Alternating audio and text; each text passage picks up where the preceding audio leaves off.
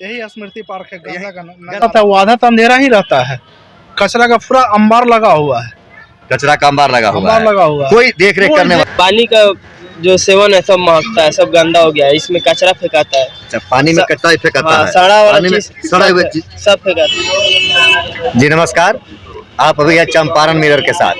मैं आपको एक बेतिया के बेहतरीन कार्य का नमूना दिखाने जा रहा हूं। आप जुड़े रहे हमारे साथ। आप देख रहे हैं मेरे सामने बोर्ड लगा हुआ है, यह सागर पोखरा पर स्थित एक स्मृति स्मारक पार्क का है। इस बोर्ड पर लिखा गया है 1,62,59,965 रुपये का यह कार्य हुआ है, जिस कार्य के श्रेय हमारे स्थानीय सांसद डॉक्टर संजय जायसवाल जी और उस समय के विधायक श्री मदन मोहन तिवारी जी, कलेक्टर श्री नीलेश चंद्र देवरे जी और उस समय नगर की परिषद के सभापति गरिमा देवी सिकारिया जी साथ में थे, कयूम अंसारी जी।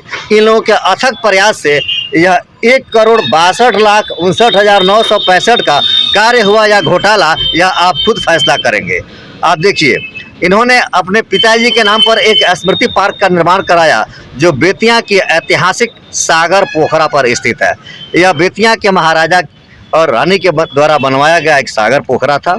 इस पर इन्होंने अपने पिताजी के नाम को अंकित कराया और एक स्मृति पार्क बनाया। आप देख रहे हैं सामने एक घाट बना हुआ है।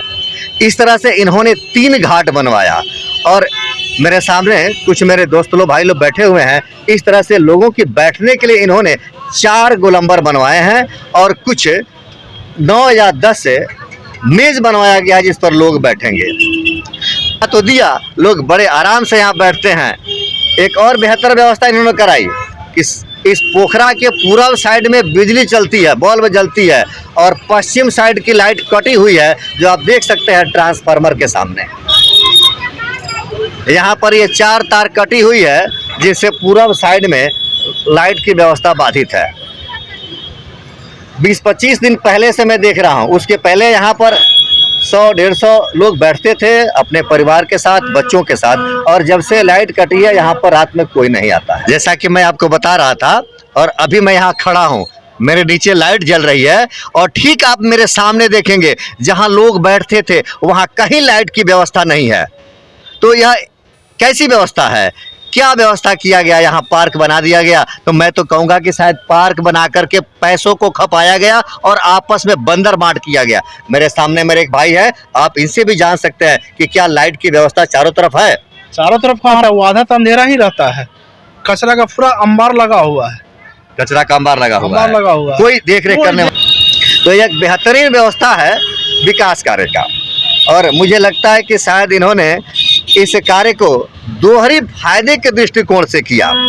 एक तो लोग आएंगे, यहाँ बैठेंगे अपने परिवार के साथ, बच्चों के साथ, और बगल में कूड़ा की व्यवस्था करा दी गई है। बेहतरीन कूड़ा निष्पादन का क्षेत्र इसको घोषित किया गया। इधर आप देखिए पूरा कूड़ा भरा पड़ा है। तो अगर कूड़ा यहाँ है और लोग यहाँ बैठेंगे तो निश्चित ही बीमार पड़ेंगे, और बीमार पड़ेंगे तो डॉक्टर के यहाँ इलाज कराएंगे, तो उनका दोहरी फायदा होगा। एक अस्पताल भी चलेगा, दवाखाना के लोगों का व्यवसाय चलेगा, डॉक्टरों का व्यवसाय चलता रहेगा। हम इसे पूछना चाहेंगे कि क्या आप इन जगहों पर बैठना पसंद करेंगे? नहीं सर। क्यों नहीं बैठेंगे यहाँ पर आप? पानी का जो सेवन है सब महकता है, सब गंदा हो गया है, इसमें कचरा फेंकाता है। अच्छा, पानी में कचरा फेंकाता है, सड़ा वाला चीज, सड़ा हुआ चीज सब फेंका है। यहाँ पर साफ सफाई की व्यवस्था नहीं है, कोई नहीं आता है।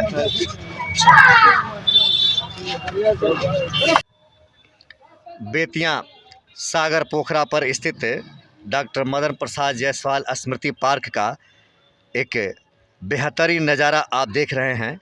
कितनी बेहतर व्यवस्था है इस पार्क की। कितना आनंदित होते होंगे लोग जब इस पार्क के किनारे बैठते होंगे या घूमते होंगे। तो आखिर क्यों ऐसा हुआ? सिर्फ उद्घाटन करना, शिलान्यास करना और कहीं भी एक तख्ती लगा करके नाम लिख देना फलाना योजना, क्या फ़ायदा होता है इससे? अगर आप उसकी रख रखाव नहीं कर सकते हैं, बेहतर व्यवस्था नहीं कर सकते हैं, तो श्रीमान क्यों इस तरह के उद्घाटन, शिलान्यास या ऐसे पार्कों का निर्माण करवाते हैं जिसका आगे चलकर कोई फ़ायदा ही नहीं हो। पार्क ही कूड़ादान बना हुआ है। देखिए इधर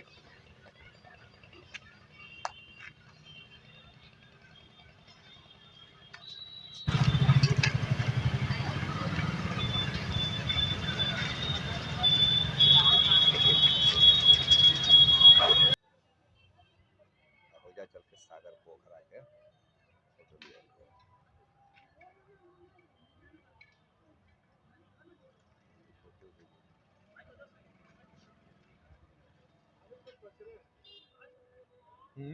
हैं।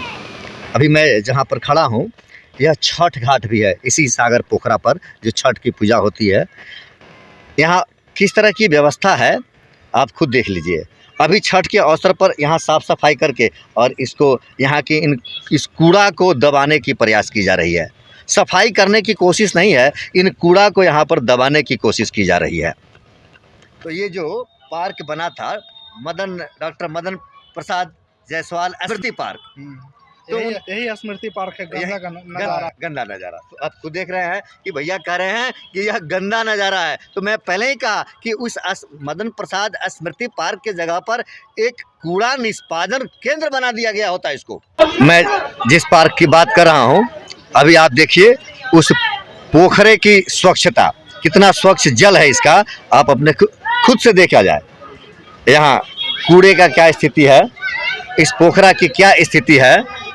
तो पार्क जहाँ पर लोगों को आना है, बच्चों को आना है, दिन भर की थकान मिटाने के लिए लोग शाम में थोड़ा घर से बाहर निकलते हैं टहलने के लिए, और इन परिस्थितियों में हमारे महोदयों के द्वारा, इन प्रतिनिधियों के द्वारा क्या व्यवस्था की जा रही है, तो लोग यहाँ आकर के बीमार पड़ेंगे या स्वस्थ रहेंगे आप अनुमान लगा सकते हैं। किसी तरह की बेहतर व्यवस्था है या नहीं आप देखिए।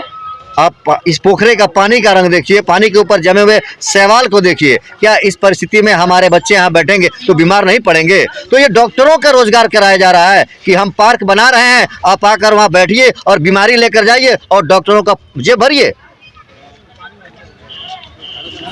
डॉक्टर मदन प्रसाद स्मृति पार्क के साफ सुथरा और रख रखाव का नमूना आप यहाँ भी देख रहे हैं।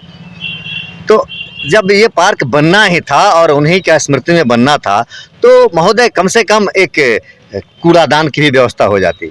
यहाँ तो सुबह सुबह गाड़ी घूम रही है कि गाड़ी वाला आया घर से कचरा निकाल, तो यहाँ पर भी तो कचरा निकालने की कम से कम व्यवस्था करा दी जाए।